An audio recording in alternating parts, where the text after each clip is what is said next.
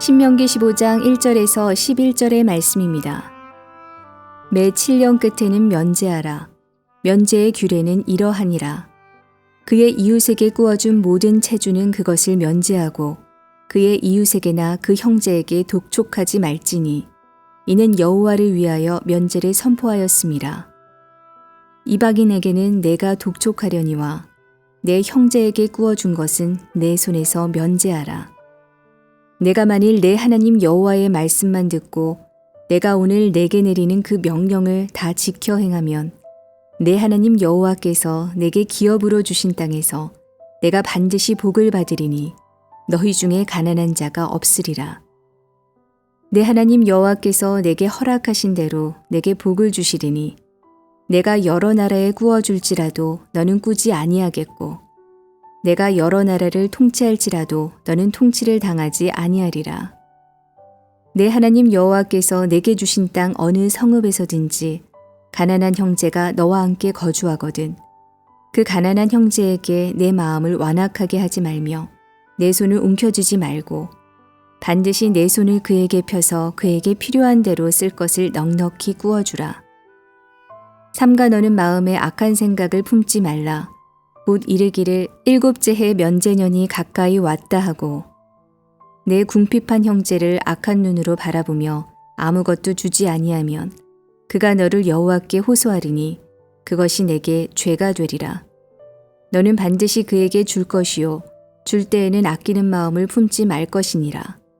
이로 말미암아 내 하나님 여호와께서 내가 하는 모든 일과 내 손이 닿는 모든 일에 내게 복을 주시리라. 땅에는 언제든지 가난한 자가 그치지 아니하겠으므로 내가 내게 명령하여 이르노니 너는 반드시 내 땅 안에 내 형제 중 곤란한 자와 궁핍한 자에게 내 손을 펼지니라. 할렐루야. 오늘도 하나님의 말씀으로 힘을 얻고 승리하는 복된 하루가 되시기를 바랍니다. 본문 말씀이 되는 신명기 15장은 세상의 법과는 다른 하나님의 법에 대해서 말씀을 해줍니다.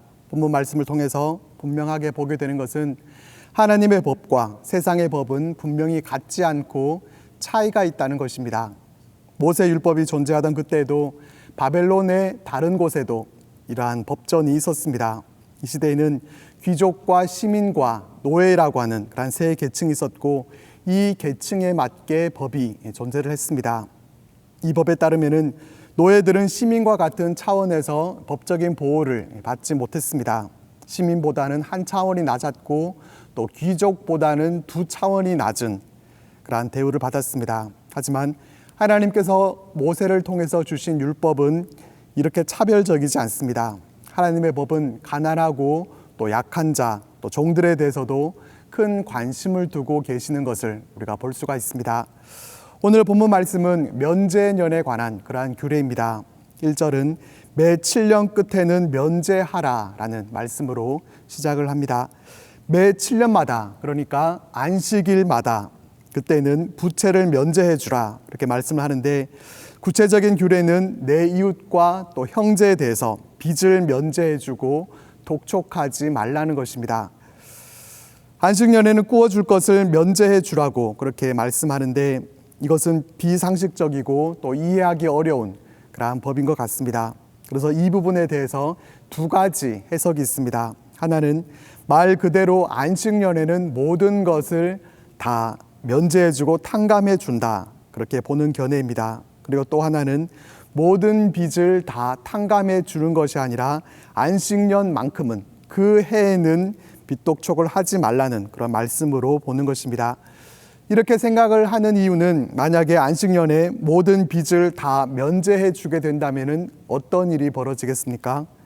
면제될 것을 노리고 돈을 빌려가고도 6년 동안 갚지 않고 시간만 끌다가 결국은 돈을 떼어먹게 되는 그러한 일이 벌어지게 될 것입니다. 특히 안식년을 앞두고 있는 때에는 더 기를 쓰고 또 고의적으로 돈을 빌리려고 또 할 것이고 또 반대로 돈이 있는 사람들은 이와 같은 때가 되면은 더 이상 돈을 빌려주지 않으려고 하는 그러한 일이 발생하게 될 것입니다. 그렇게 되면은 결국 이스라엘에는 상거래나 또 대출이 사라지고 또 경제적인 그러한 파산에 이르게 될 수도 있습니다. 그렇기 때문에 안식년만큼은 부채를 독촉하지 말고 또 채무자들의 돈을 갚아야 한다는 그 부담감에서 1년 동안만이라도 벗어나라고 하는 그러한 정도로 해석을 하기도 합니다. 그만큼 이 법을 그대로 시행하는 것이 쉽지 않다는 것입니다. 그러나 여기에서 우리가 분명하게 볼 수가 있는 것은 하나님은 힘 있는 채권자를 위하기보다 채무자를 생각하고 또 위하시는 그러한 모습을 우리가 보게 됩니다. 세상법은 유전무죄 또 무전유죄라는 말처럼 법이 권세자를 위해서 존재하는 것처럼 그렇게 여겨질 때가 많은데 하나님의 법은 그렇지 않다는 것입니다. 이 명령에 대해서 하나님은 왜 빚진 것을 채권자에게 모두 다 부담을 시키시는 겁니까? 또 우리 하나님은 공평하신 하나님으로 알고 있는데 도대체 왜 이러시는 겁니까? 이렇게 따질 수 있습니다. 이 질문에 대해서 하나님은 4절에서 5절 말씀에서 하나님의 말씀을 듣고 다 지켜 행하면 내 하나님 여호와께서 내게 기업으로 주신 땅에서 내가 반드시 복을 받으리니 너희 중에 가난한 자가 없으리라 이렇게 말씀을 하십니다. 누가 복을 주십니까? 하나님이십니다. 어떤 예외 없이 하나님께서 반드시 복을 주시겠다 이렇게 말씀을 하십니다. 6절에서는 하나님께서 약속하신 대로 복을 주시는데 그 복에 대해서 구체적으로 말씀을 하십니다. 하나님이 주실 복은 주변 국가들과의 관계에서 나타나게 되는데 경제적인 면에서는 다른 나라에 꾸어주는 그러한 자가 될 것이고 또 정치적인 면에서는 통치하는 그런 강대국이 될 것이다. 그렇게 말씀을 하십니다. 하나님의 법이 우리에게 손해가 되는 것처럼 그렇게 여겨지지만은 그래도 오직 하나님만 믿고 또 하나님 말씀대로 우리가 순종하게 되면은 하나님께서 결코 손해 보지 않도록 가난해지지 않도록 하나님께서 돌보아 주시겠다. 복을 주시겠다. 그렇게 약속을 하십니다. 하나님의 영광을 위해서 기꺼이 손해를 보고자 하는 자에게는 하나님께서 큰 이익으로 갚으시겠다. 그렇게 말씀을 하십니다. 이것이 특별한 하나님 나라의 법이고 또 하나님 나라의 법칙입니다. 하나님의 존재를 빼버리고 이 본문 말씀을 보게 된다고 하면은 이처럼 어리석은 법이 없는 것처럼 그렇게 생각될 수 있습니다. 하지만 하나님의 존재를 계산한다고 하면은 사정이 달라집니다. 하나님은 결코 하나님 말씀대로 살아가는 사람들에게 손해를 끼치는 그러한 분이 아니십니다. 오히려 큰 복을 허락해 주십니다. 하나님이 살아계시고 또 역사하심을 믿고 이 믿음으로 명령하신 대로 약한 형제를 위해서 기꺼이 거룩한 손해를 보는 사람에게 하나님께서 크게 갚아주신다. 그렇게 말씀을 하십니다. 하나님은 또 7절에서 8절 말씀에서 우리의 이웃과 형제들에게 이렇게 행하라. 4가지를 말씀하십니다. 첫 번째는 마음을 완악하게 먹지 말아라. 두 번째는 도움의 손길을 거두지 말아라. 세 번째, 반드시 도움의 손길을 펴라. 네 번째, 가난한 형제에게 필요한 돈과 양식을 넉넉히 빌려줄 것. 이 4가지를 보면은 마음에서 시작을 해서 행동으로 끝나게 되는 것을 우리가 볼 수 있습니다. 일단은 마음이 중요하고 또 이것이 행동으로 이어져야 합니다.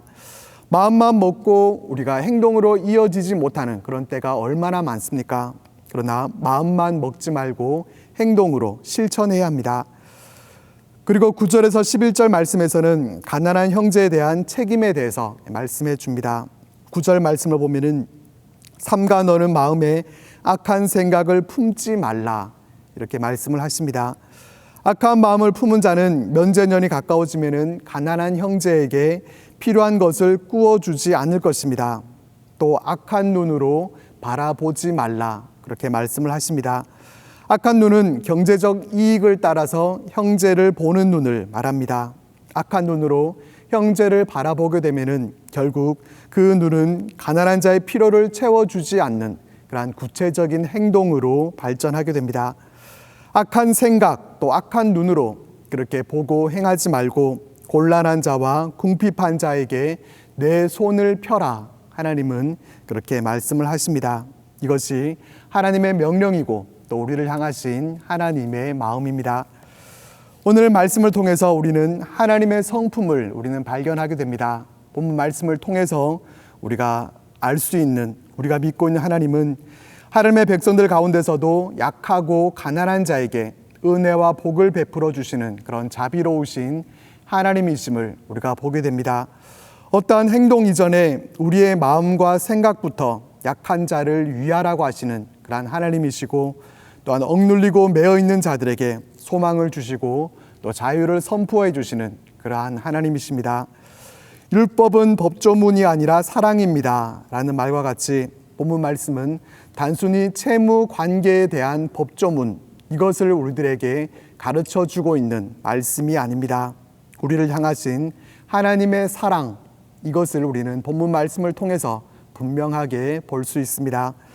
신명기서의 말씀이 지속적으로 강조하고 있는 것은 하나님의 택함 받은 백성들은 하나님의 성품을 그 안에 이루어서 세상 가운데 하나님의 성품을 나타내는 사람이 되라는 것입니다. 특별히 본문 말씀은 하나님의 백성들이 하나님의 성품을 닮아 살아가기 위해서는 거룩한 손해도 볼 줄 알아야 한다. 이것을 우리들에게 깨닫게 해줍니다.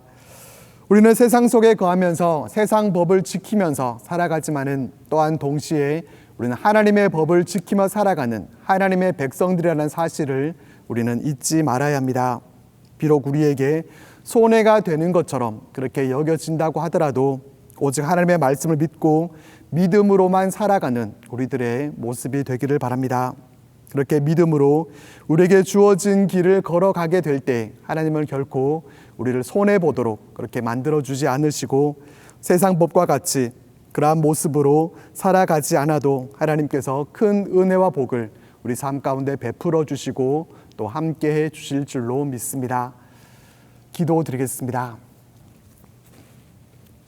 하나님, 우리가 하나님 나라의 백성들임을 기억하여서 오직 하나님의 법대로 순종하며 살아갈 수 있도록 하나님 함께하여 주옵소서. 세상의 법과 하나님의 법이 어떻게 다른지를 우리가 또한 살펴보면서 그 안에 담겨져 있는 우리를 향하신 하나님의 그 사랑과 그 은혜를 우리 마음 가운데 더욱 깊이 새겨서 때로는 하나님 말씀대로 살아가는 것이 우리에게 손해가 되는 것처럼 여겨지는 때에도 오직 하나님 말씀에 순종하며 살아감으로 하나님께서 순종하는 자에게 베풀어 주시는 귀한 은혜와 복을 우리 삶에서 소유하며 살아가는 거룩한 하나님의 백성들 되어질 수 있도록 우리 삶 가운데 축복하시고 함께하여 주옵소서. 예수님 이름으로 기도드립니다. 아멘.